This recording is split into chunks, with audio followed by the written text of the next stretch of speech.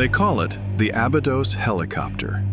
High on a sandstone beam in a ruined Egyptian temple lies a shape that looks uncannily like a modern helicopter. A long fuselage, a cockpit, a tail boom, even something that resembles rotor blades carved into ancient stone. Beside it, another form that looks like a submarine, and a sleek, aircraft-like outline. To some, it's proof that ancient Egypt knew technologies we still can't explain. But the real story is stranger and far more human than that. We're in Abydos, Upper Egypt, inside the Temple of Seti I, a sacred complex built over 3,000 years ago. This wasn't an ordinary shrine. Abydos was the spiritual heart of ancient Egypt, home of the cult of Osiris, a city of the royal dead. Kings came here to carve their names into eternity. On one of the high architraves above a hall of columns, royal artisans carved a line of hieroglyphic titles honoring the pharaoh. Centuries later, tourists zoomed in on a damaged patch of this inscription and saw machines that shouldn't exist. The carving entered the archaeological record in the early 1900s when researchers documented the temple walls. Back then, no one saw helicopters or submarines, only faded royal titles carved into aging stone. The mystery exploded much later in the 1990s and early 2000s when zoomed photographs spread through magazines and early internet forums. People began circling the shapes in red. This is the rotor. This is the cockpit.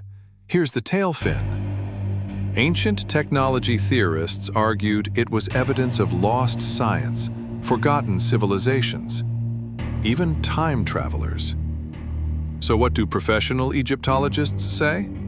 Those who have stood directly in front of this wall, traced the lines by hand, and compared them to other inscriptions, say it isn't a helicopter at all. It's something less dramatic, but deeply fascinating. A palimpsest, a stone that was carved twice. First, under Seti I, the stone carried a royal epithet meaning, "He who repulses the 9 enemies of Egypt." Years later, his son, Ramesses II, took over the temple and ordered the title rewritten to honor himself. To do this, workers filled Seti's hieroglyphs with plaster and carved Ramesses' new inscription on top. For centuries, the plaster held. Then it eroded, revealing fragments of both inscriptions at once.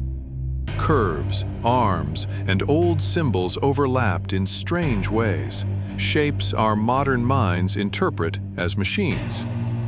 Take the so-called helicopter. Experts can separate it into pieces, a bow-shaped glyph from Seti's original inscription, overlapping with arm hieroglyphs carved during Ramesses' reign. Together, under thousands of years of erosion and shadow, they form something that looks like a rotor and fuselage. The submarine-like and aircraft-like shapes beside it are created the same way. Collisions of old and new signs that were never meant to be seen together. So, is the mystery solved? Yes and no.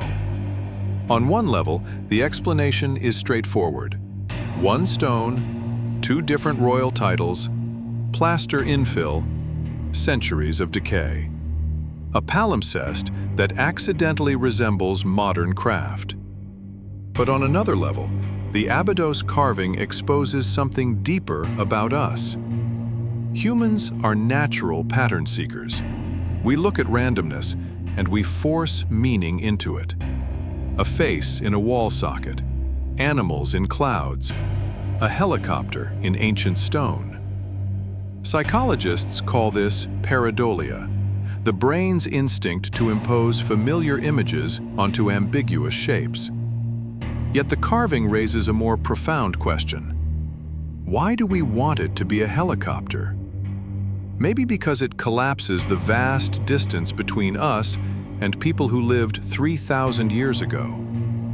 If they truly had machines, advanced physics, or lost technologies, then history becomes a circle, not a straight line. We become just another civilization in a cycle of rise, fall, and forgetfulness. That idea is powerful. It feels meaningful, even if the stone itself doesn't support it. So when you look at that reddish sandstone beam in Abydos, you can interpret it two ways, either as evidence of secret ancient technology carved millennia before its time, or as something more grounded, but still strangely profound. A damaged royal inscription that accidentally reveals how desperately we search for ourselves in the past.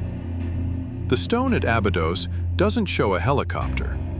It shows how far the human mind will go to extract meaning from noise, and how even eroded hieroglyphs can become a mirror, reflecting our hopes, our fears.